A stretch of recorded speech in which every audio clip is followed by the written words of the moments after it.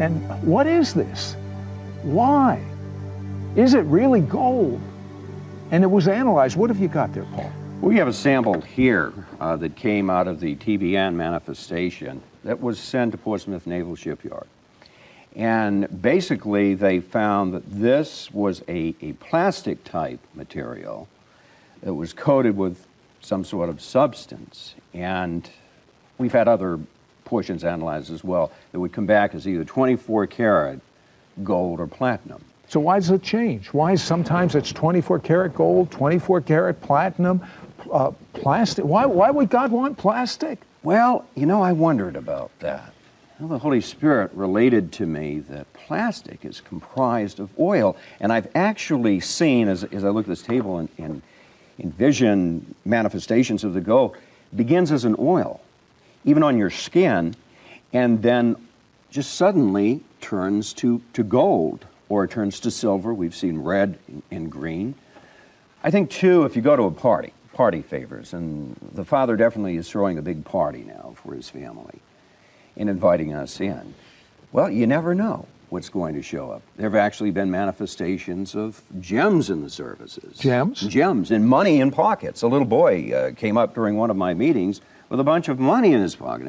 His mother was with him. He said, first of all... Listen, you would do well in Russia. In Russia, well, I'm asking for some of it to appear in mine, you know. But we just allow the Father to court us. And just as the groom would give the bride an engagement ring, that's gold or silver. Is that what God's doing, though? He's doing that. Is he courting us? He's courting us. We gave Jesus gold, didn't we, when he came?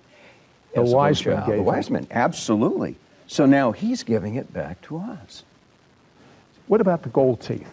The gold teeth. I will fill your mouth with good things. Not only are we seeing gold teeth and crosses, and some would ask, well, why would God do that? Why would he restore a tooth? I've had children brought to me in the miracle services. And parents would say, where's all that dental work we had done? And they'd open their mouths, and there would be sort of an off-white, like a porcelain substance that had replaced their silver amalgam fillings. And in certain cases, teeth would appear where there were no teeth before. And I'll never forget being in Arkansas, where in that particular area of the state, there was a lot of money, and some of the hill people came down, and when they opened their mouths, great deal of rot and decay, yet these beautiful gold molars. And you would think that if they had enough money for the gold molars, they would fill the other teeth that so desperately decayed. So the Lord is just doing so many things. Have dentists looked at this type work? They have. Again, you've got one case come to mind that a dentist reported on. Yes. What do they say? They're astounded. You know, who's been playing with my patient? Where have you been? The other dentists will say, I think that was there all along, but it's astounding them. It's astounding. And as people go out and testify about what's happened in their lives, the manifestations, it's like a positive contagion. If you had the flu, you're in my presence, I would catch it if I didn't take communion and plead the blood.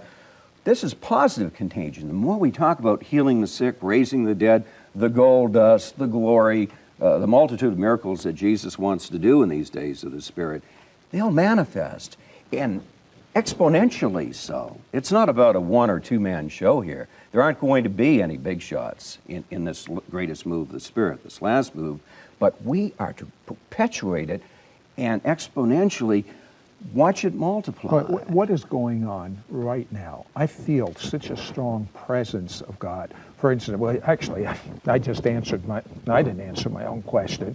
I just heard the answer. Someone that has a neck problem, you've just been healed. And someone else that has a back problem has been healed. Tell me about that person that had the rod in their back that you prayed for. That's phenomenal. A minister's daughter had a rod in her back, and it was very well known by everyone that she couldn't bend over. And I didn't know about it. But some people with rods in their back can bend. Depending upon the location and type of rod that we're dealing with. And many times we're also talking about an infused spine. Well, she could stand and was on the other side of the auditorium with two other girls, hands uplifted, eyes closed. What was wrong with her spine? Apparently there had been a lot of disintegration of the vertebrae. So I simply waved at all three of them. They couldn't see me. Their eyes were closed. And they fell under the power of the Holy Spirit, staggered. The pastor, the father, said, wait a minute, my daughter can't do that. How? I wonder if she's hurt her back. When she got up, she had full range of motion.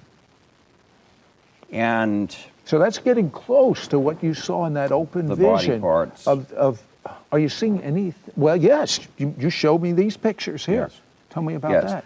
This particular shot is of a colostomy that was done on Mike Panosian. Mike Panosian had ulcerative colitis as well as Crohn's disease. He was bleeding every single day on prednisone, so his head was swollen.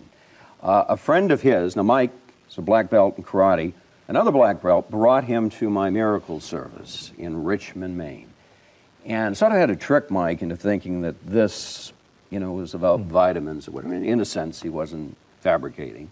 When Mike arrived, he felt the presence of the Lord. He saw the manifestation of being overcome by the Spirit and thought, I wonder which nerve he's pinching to make that happen. As a black belt in karate, was extremely interested, so he watched and he watched. And I remember his arms were crossed like that in the back of the auditorium.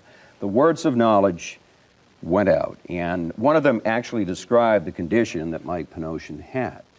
Well, no one came up for that particular word of knowledge, but at the end of the service, Michael approached me and said, I think I have the condition that you were describing.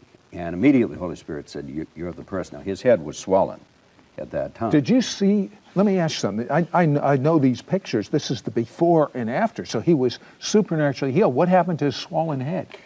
When I laid my hand on his forehead, Mike levitated literally off the floor in front of all of those people. It was like sticking a pin in a balloon.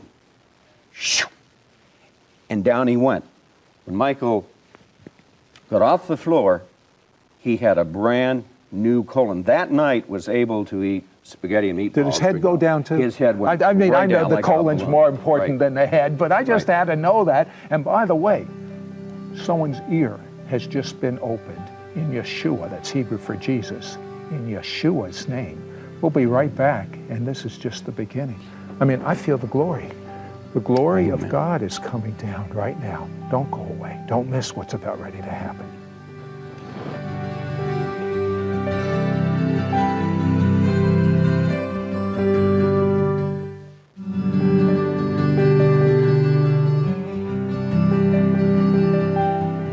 Hello, Sid Roth, your investigative reporter here with Dr. Paul Jervis. 20